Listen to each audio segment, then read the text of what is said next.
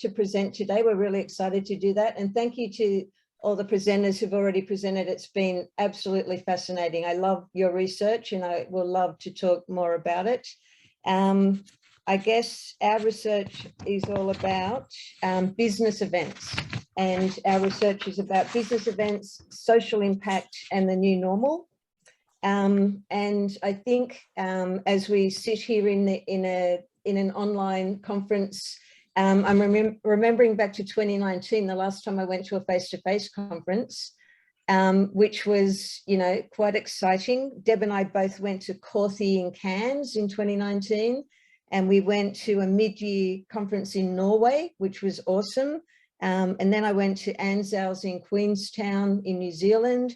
So 2019 was a great year for conferences, vivid memories of the people we spent time with, inspirational discussions on sustainability and social impact, and lovely destinations.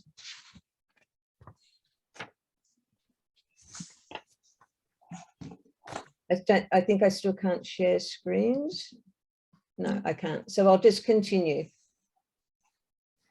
Okay, and those lovely destinations, you know, we always think about tourism when we think about business events, and that's because so much of the research on business events is about tourism, focused on tourism, and the business events industry as well has been for decades very focused on tourism. They've always understood their value to be connected to tourism. Governments around the world require the Bureau to report on in-scope expenditure. And so this is one of the reasons that everyone who has anything to do with business events in the industry has such a strong focus on tourism.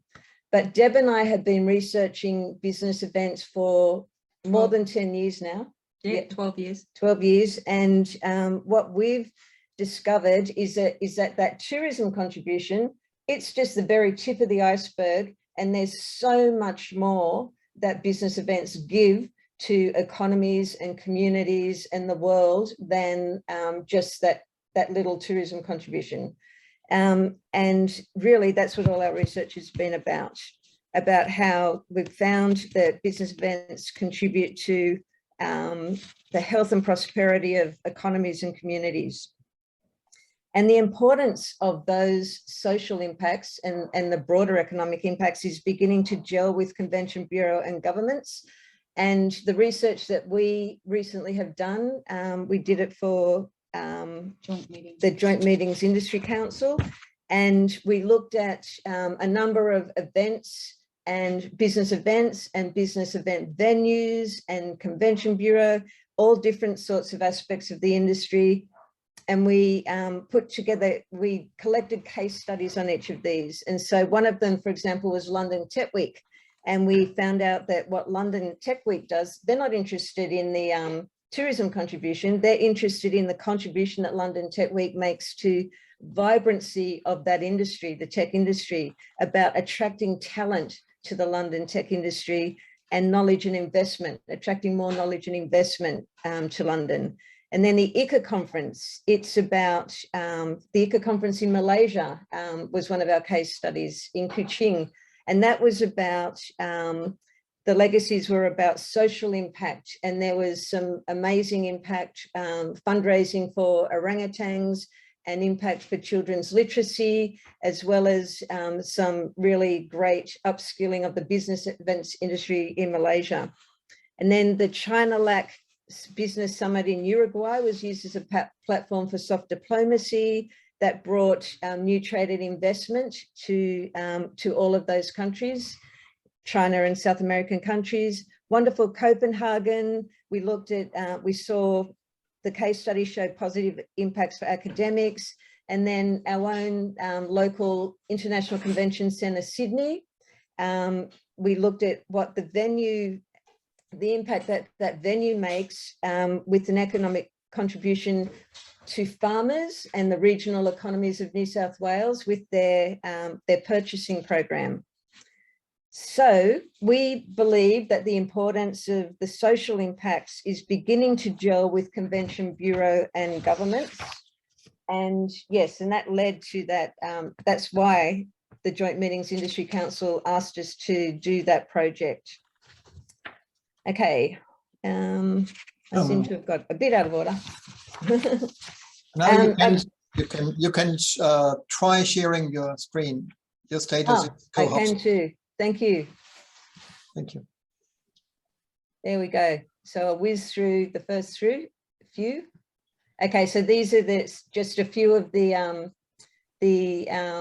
case studies that we collected for that Joint Meetings Industry Council project.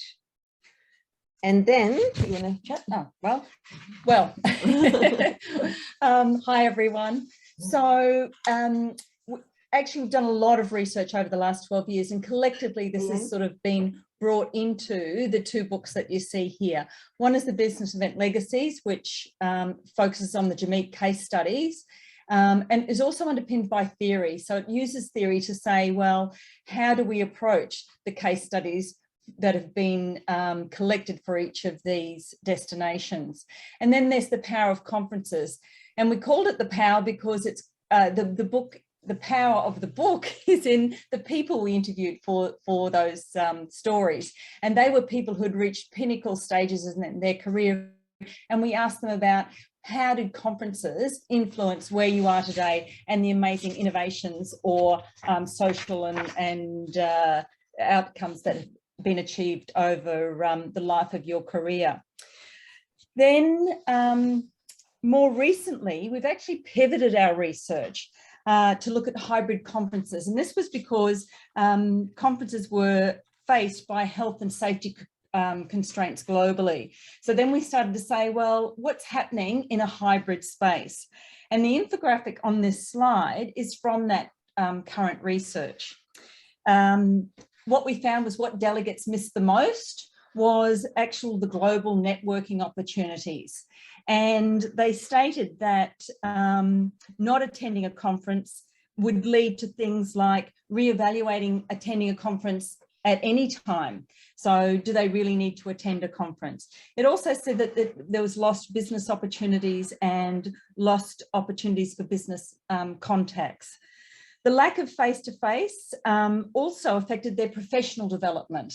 And as we know, for academics in particular, professional development is very important. And also said that they were able to not share the latest research that they had, and that this also impacted hearing about the latest research. Next slide. So we also found a few shortcomings from face-to-face meetings, and these were centred around things like accessibility, which was the cost to attend and participate in a conference. Sustainability was really top of mind for many associations, and they were becoming more concerned about climate change and the negative environmental impacts. So they were already, even before hybrid conferences came about during the global crisis, they started to rethink their sustainability. Social exclusion for people who could have trouble travelling, and event design, as Belinda pointed out earlier, is a really important aspect of conferences, and this was important to business event delegates as well. And of course, many of those things are overcome with a virtual conference. Okay, and then. So we've been working a lot over the years with Business Event Sydney, and they've been instrumental in helping us to deliver the body of research that we have in this space, and globally as well. So if you wanted some more information, some more of our research, then you can go along to the Business Event Sydney Works website. But we believe that it's time for governments to prioritise wider social and economic development outcomes from business events, rather than just looking at the delegate tourism spend that can come from them. So thank you very much. That was a very quick snapshot. Thank you for fitting us in. Thank you for fitting us in. Sorry if we mucked up the system somehow. We really apologise. And it's been lovely being here, and certainly lovely listening to everybody's presentations. Thank you.